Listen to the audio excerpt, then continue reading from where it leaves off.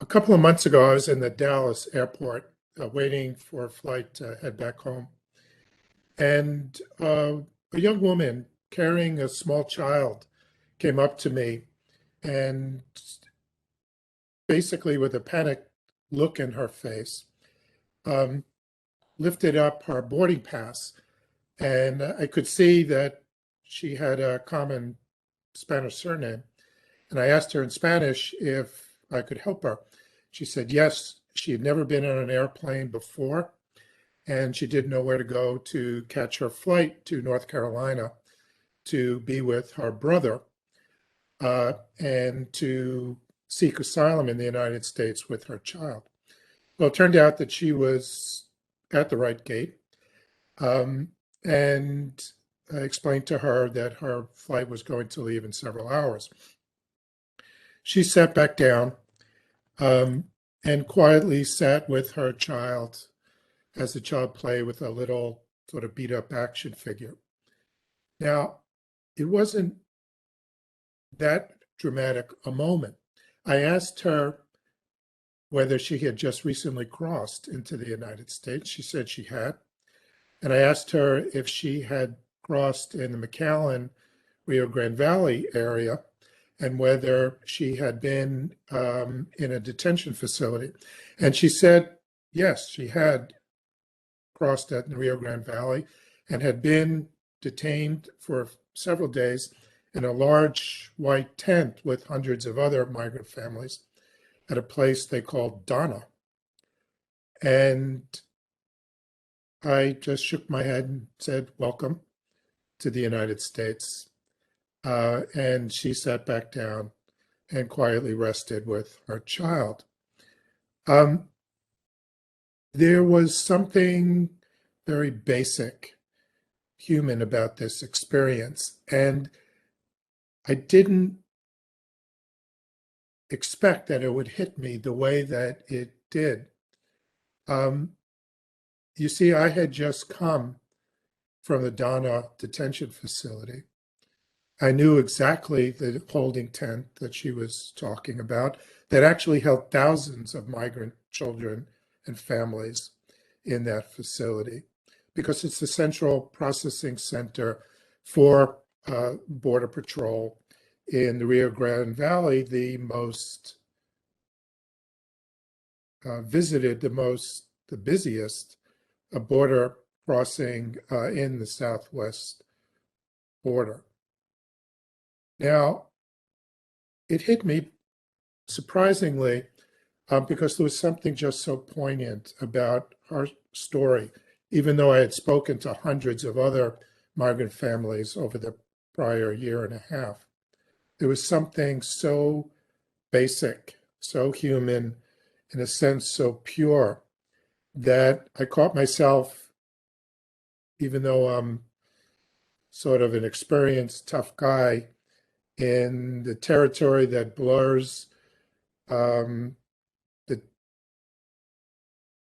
the issues or feeling a sense of pain, of tears, but also of a smile. And there was something special about that moment that I knew at some level was simple, but at another level was, of course, not so simple. That there was nothing pure or so simple about her experience, the Donna facility, or the unprecedented numbers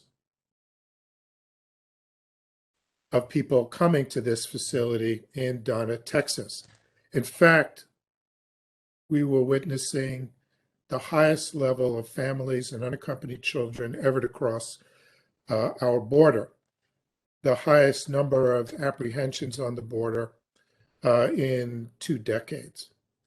What I'm going to describe to you today is how the United States has responded to this unparalleled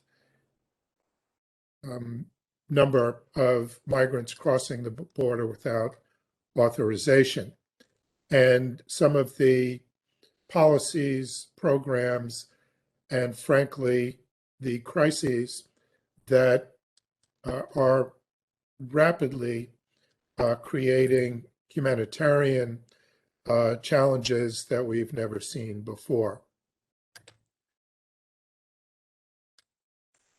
Now, why are they coming? Primarily, the number of migrant families and unaccompanied children are coming from the Northern Triangle of Central America. And as Sean mentioned, I've been working really for almost 50 years in the highlands of Guatemala, and the primary reason they come is poverty. These are coffee growing areas, usually landless laborers, but also increasingly urban families without work, destitute, with no opportunities. And over the last decade, increasingly, they are climate refugees with hurricanes one after the other, coffee plagues, crop failures, droughts that have characterized the economies of the Northern Triangle countries, Salvador, Honduras, and Guatemala. But there's also something else going on, and that is the exposure to violence. The most dangerous place in the world is Syria. But look at what number 2 is: Salvador, Venezuela, Honduras. Guatemala has risen up to certainly the top 10. Then you get to Afghanistan, Iraq, Libya, South Sudan. That in fact, the most dangerous territories in the world are in the Northern Triangle of Central America and increasingly Venezuela. The most dangerous city in the world is Caracas. And children in these areas are exposed to this on an everyday basis. Now, what's the U.S. response? It's intensely dynamic. It has been changing literally from month to month in the face of this dramatic challenge. That we see photographs like this, challenges like this, but the most prominent U.S. policy, in fact, the most infamous U.S. response was, in fact, the separation of children from their parents at the border once they were apprehended by Border Patrol. Now, it began as a secret pilot project in the El Paso sector in the fall of 2017, but in April 2018, the policy shifted to the whole southern border and was called the zero tolerance policy, that all undocumented aliens would be criminally prosecuted. The parents would go to an adult detention facility, and the children would be basically separated from their parents, go into health and human services shelters as if they were unaccompanied children. And this is what it looked like. And Matt, could you play that YouTube clip, please? What we're going to play now is a difficult thing to listen to. It was a secret recording of separations taking place at the border.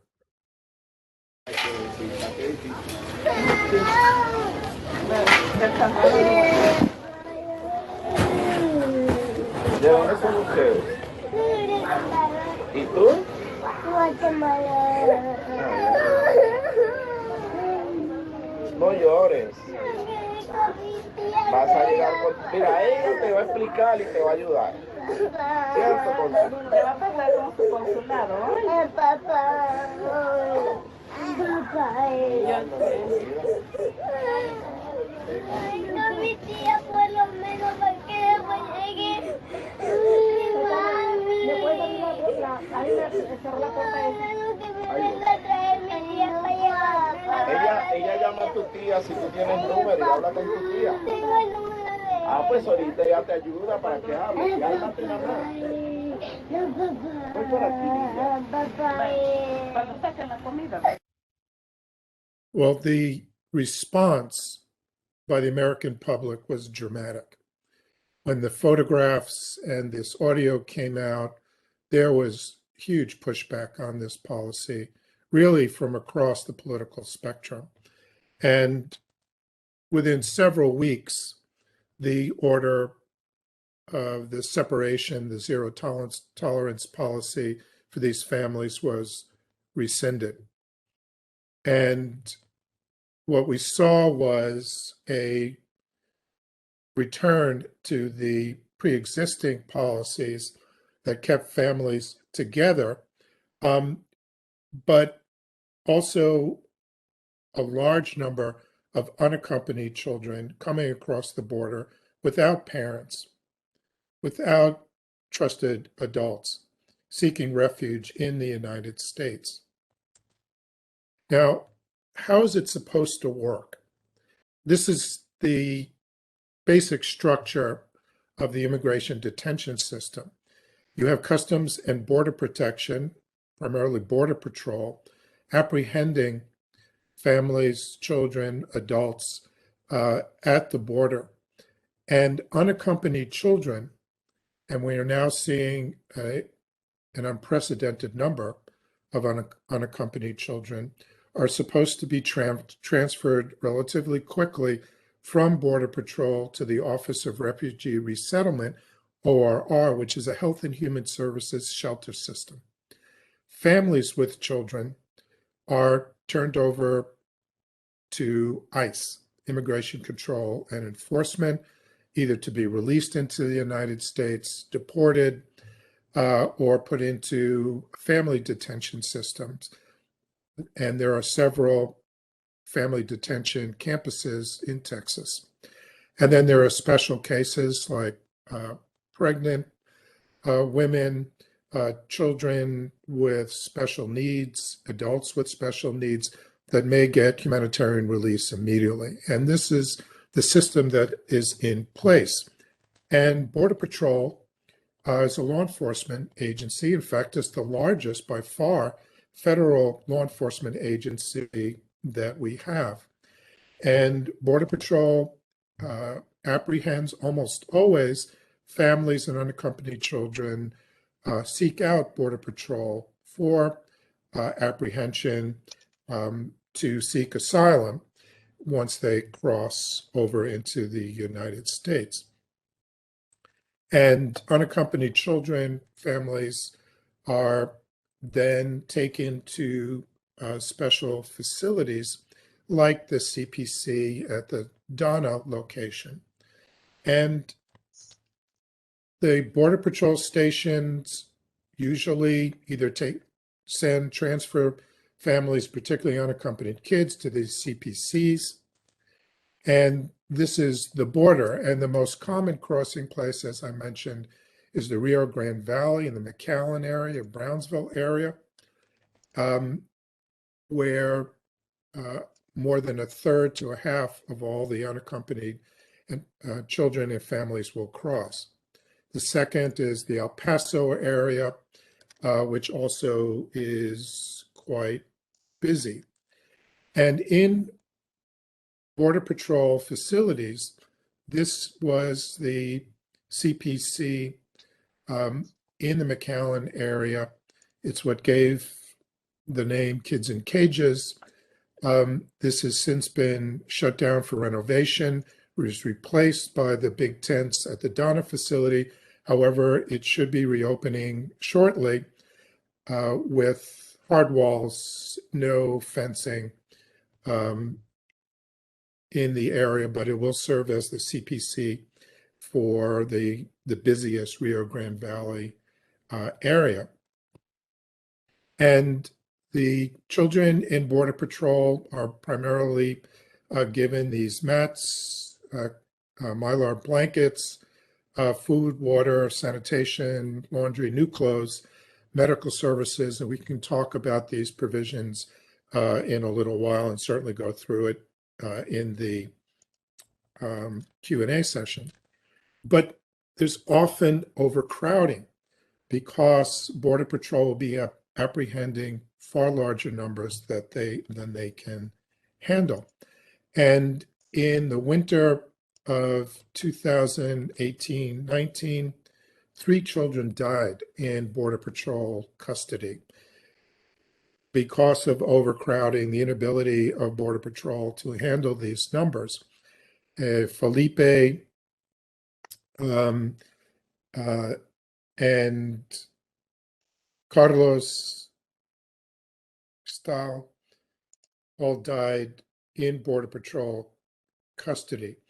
And in response to the outrage and the deep concern amongst the immigration agencies about the situation, but also because of a lawsuit that took place based on the Flores Settlement Agreement, which are the regulations that created standards for the treatment of children in U.S. immigration custody since 1997, because it was viewed, the lawyers for the children viewed the deaths and the general humanitarian conditions in Border Patrol facilities as a violation of Flores. They filed suit.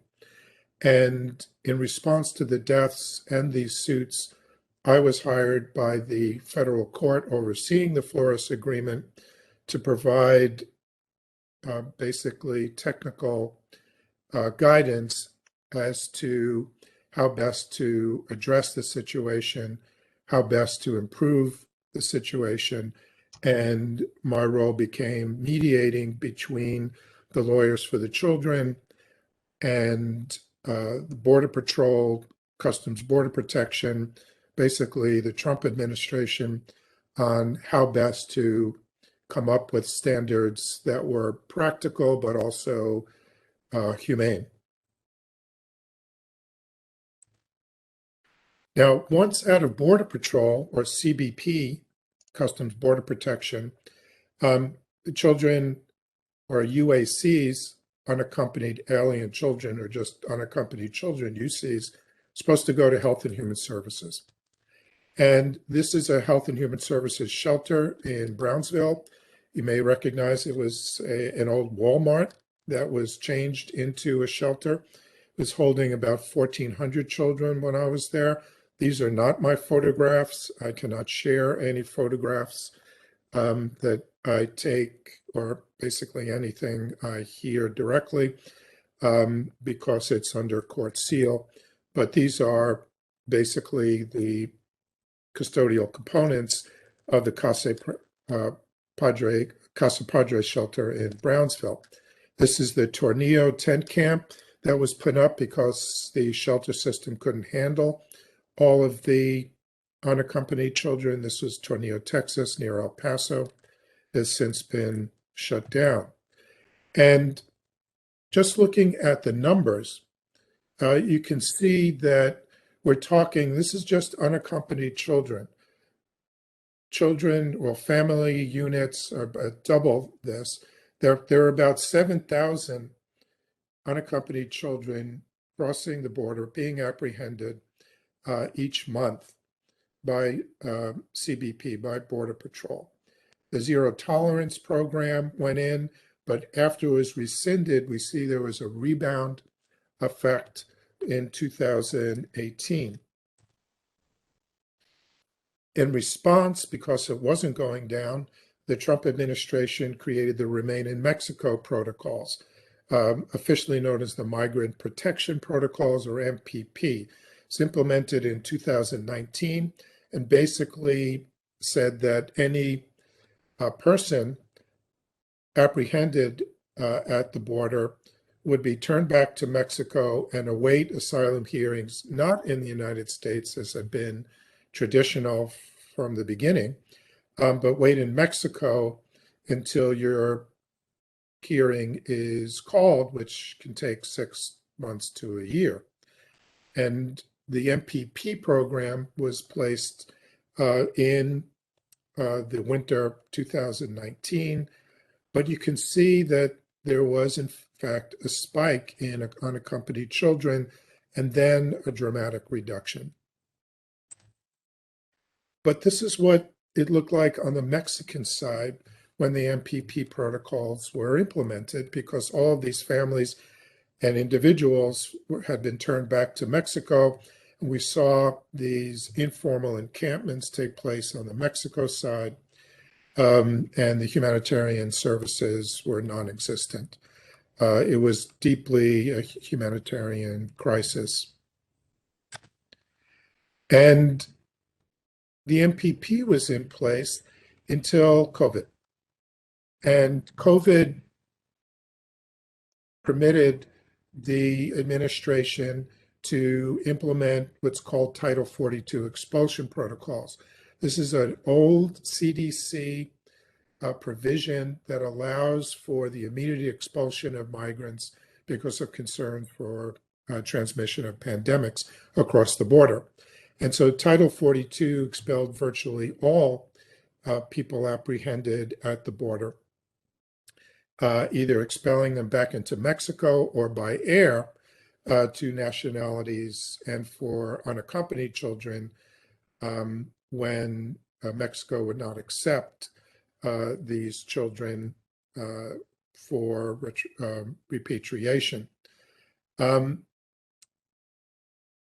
The court order and ultimately the Biden administration basically said, we're not going to Title 42 any unaccompanied children. In other words, unaccompanied children coming into custody of U.S. Border Patrol is not going to be expelled under the COVID Title 42 protocols. They're going to be entered into the ORR shelter system, as we previously discussed.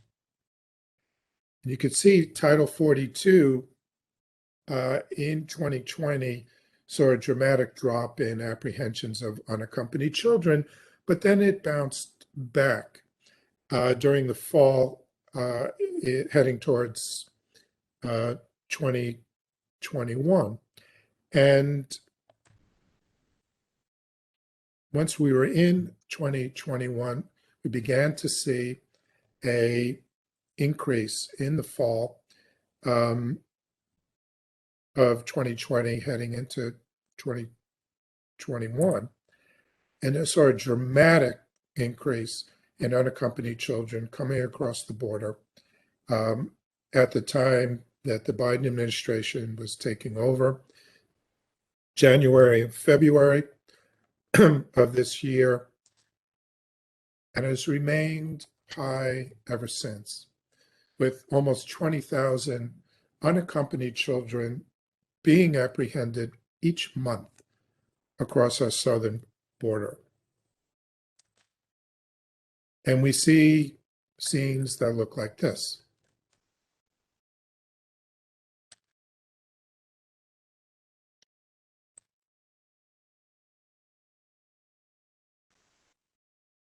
And they enter places like the Donna facility.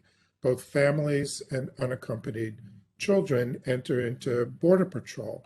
What, of course, is supposed to happen is they're supposed to go to Health and Human Services quickly, their unaccompanied children, and ultimately reunification by Health and Human Services with parents or sponsors in the United States.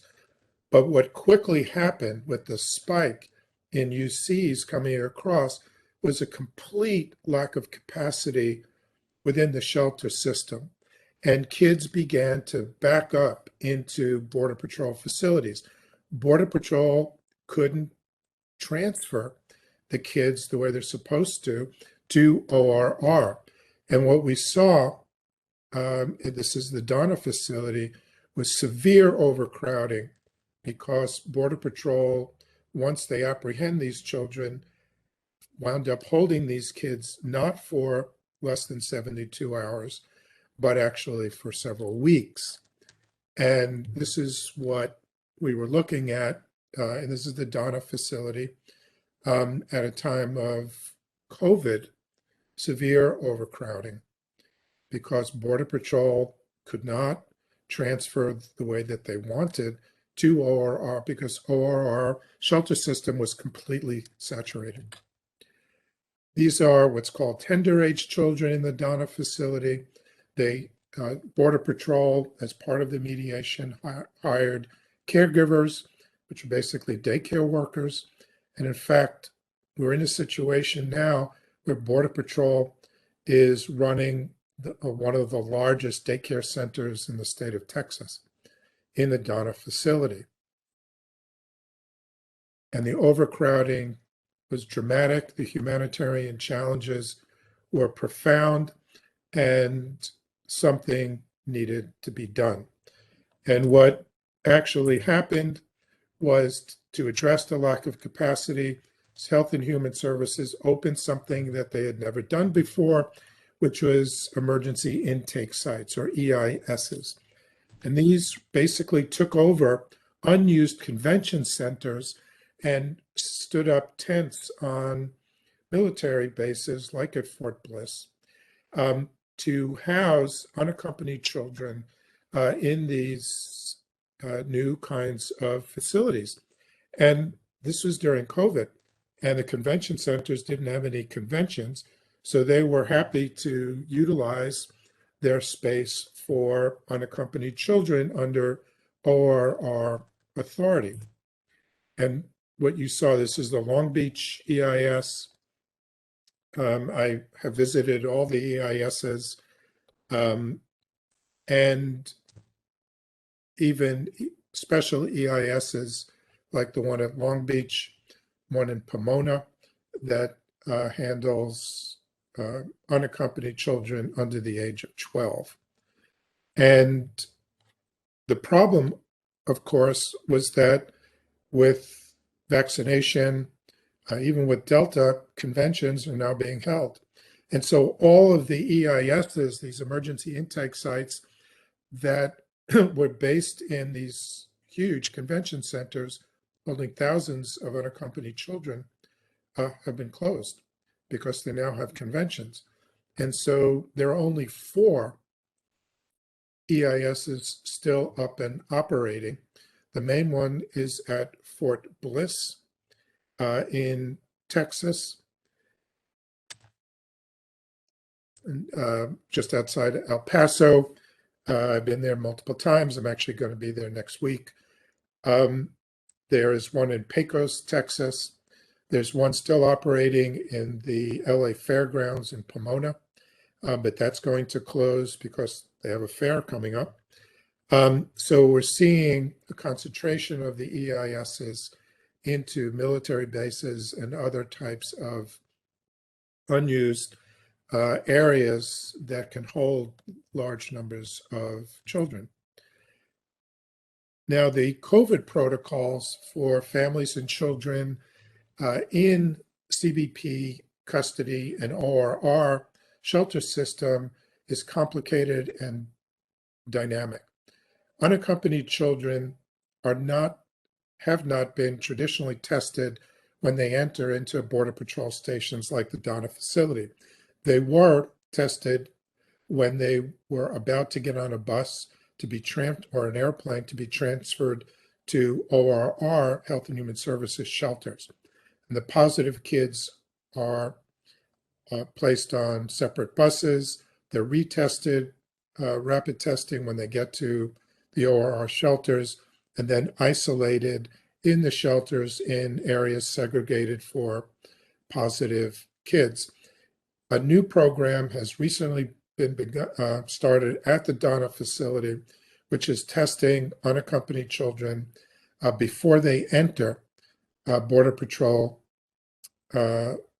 facility there.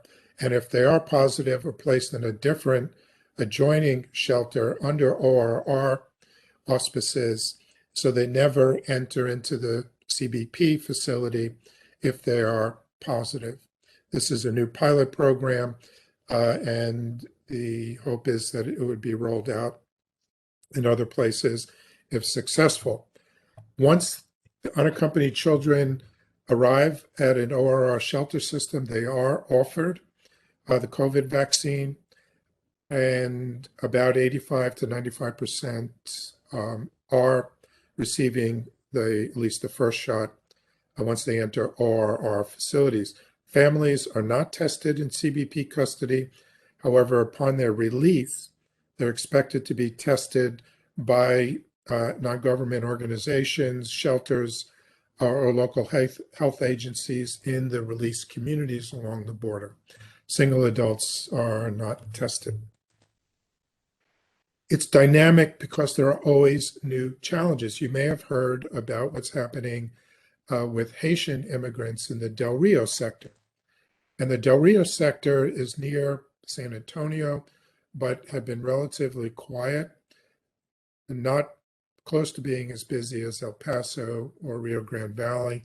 But now we have more than 10,000, talking with my Border Patrol contacts, closer to 20,000 Haitian immigrants arriving at the Del Rio crossing, and they seek shelter under the International Bridge because it's shaded. It was 102 degrees there the other day, and the humanitarian challenges are profound. Now, how do we respond? How can we address this? And in a few minutes, we'll have some open discussion about this, and we'll look forward to discussing responses. The first is, as clinicians, we have to be able to provide high quality clinical care to these families, these children, these adults who are recently coming into the United States through the immigration detention system. For children, there are toolkits available. There's also a Migrant Clinicians Network based in Austin, Texas, that has resources for adults, families, and children. There's also a special needs network related to the MCN for children released into the United States who have special needs. And again, I'm happy to share all of this with everyone if they are interested. But there's also legal and advocacy responses with the AAP, family medicine, internal medicine. They all have advocacy responses to migrant needs. ACLU, there are other centers that have led the way on legal representation, including the Flores settlement. But there are multiple ways to respond. Now, what I have described to you today is basically what happens when they hit the border. But we can also respond more fundamentally to addressing the needs in their home countries. And Sean mentioned that we have been working with community health worker systems in the highlands and indigenous communities in Guatemala.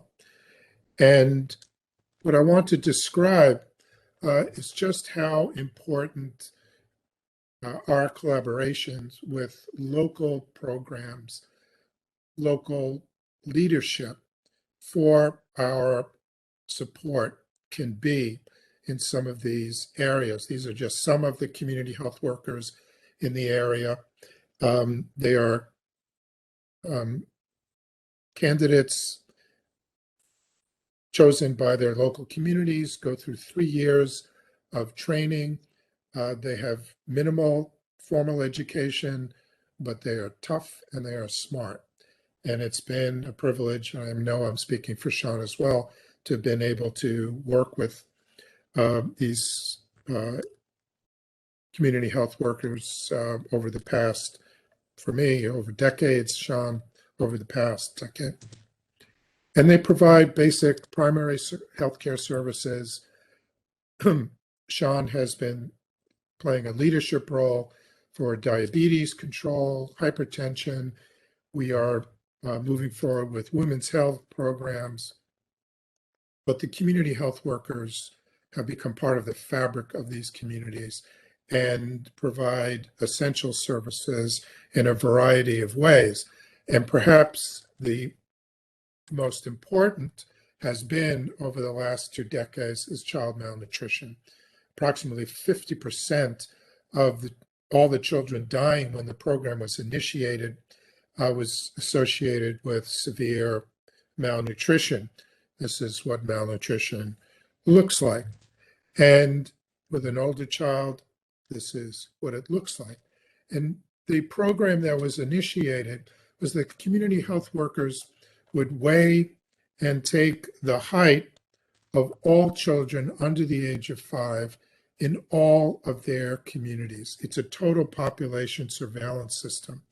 And then would intervene with community-based education and food supplementation that is distributed to those children who are identified at being at grade 2 or grade 3, the most severe form of malnutrition in children under 5. And this is Vicente Macario, the lead community health worker. And these kids are all plotted and their growth curves are followed. It has been a dramatic success. Over the first 7 years of the program, now heading into the 10th year, severe malnutrition, grade 3 malnutrition has dropped by 75%, under 5 mortality by more than 80%. It has proven to be a highly effective intervention. It is now operating in more than 20 indigenous communities. There's a waiting list of communities that want to engage. But more than the statistics, this is what it looks like in real life. A malnourished infant. This is the same infant after going through the program.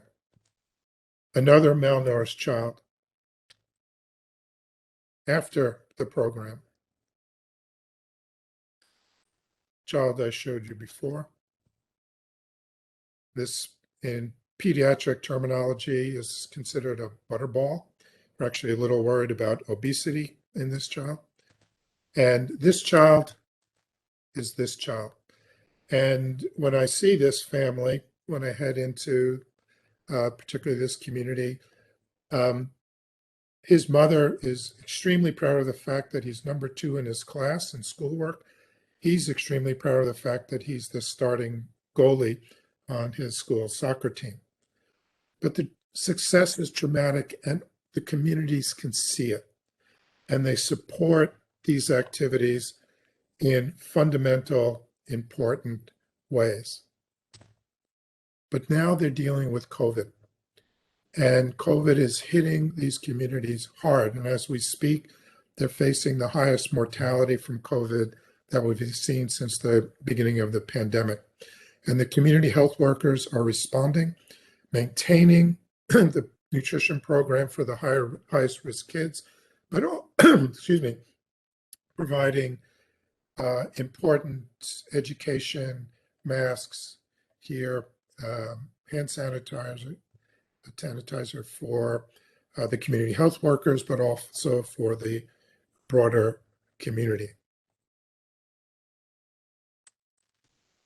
Now, what I've described for you today very quickly is a complicated and highly dynamic system, highly complicated and dynamic humanitarian experience. Just how complicated, just how dramatic, and how humane came home to me, excuse me, when I was actually on the road that the New York Times reporter was on at the Rio Grande Valley border crossing. This is right next to the river where families and children look for Border Patrol. Border Patrol has set up a food and water processing center. And I was on this road when I saw this.